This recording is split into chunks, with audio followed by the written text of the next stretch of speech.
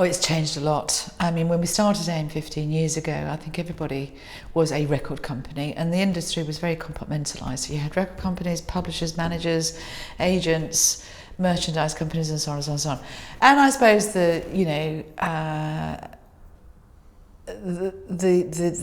the whole change brought about by the internet, by technology, and by the sort of globalization that has brought as well. And that's a great opportunity for every label, but it also brought huge challenges because the old model this manufacturing model, so industrial model really, just got swept away.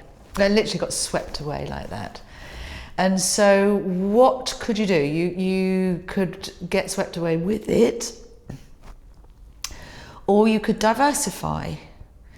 And that means that you could start to build other revenue streams, other forms of income around what historically would have been thought of as a conflict of interest, or you should keep those things separately. And these days, I think 75% of our members are publishing. They're doing publishing as well as making records. I mean, making music is still very much the core function, but sync licensing has become incredibly important. That's placing music with films and ads and so on. I think 17% of our members are in management or production, or they make videos, or they're agents or promoters. They do a lot of things, and you also find that the genres also, to some extent, dictate the area of interest that you might be in. For example, our dance companies are incredibly diversified, but then again, they always have been, because they've not been primarily, selling albums as the core focus, because they'll have been doing a lot of live work over the years.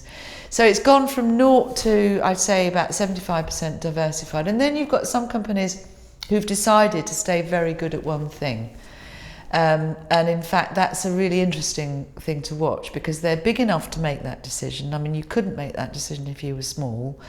But if you're quite large and you've decided that you're not going to be a 360-degree company, but you're going to be the very best record company, and you're just going to do, things you did in the past, if you like, those companies are very attractive now to some of the bigger artists, because they can still split up their interests across a number of different companies representing the different rights that are involved.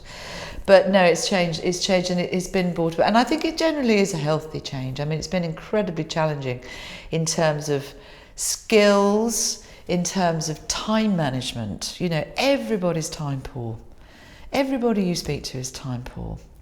And so, managing your time is one of the key things we try and, get into our members. We help them through doing courses on all sorts of things. But, just saying that, it's a bit of a truism. It's a bit of a sort of, what's the word? Can't think what the word is. Well.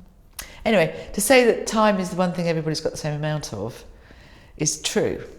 So it's what you do with it. So being effective with your time is really quite an important skill, I think.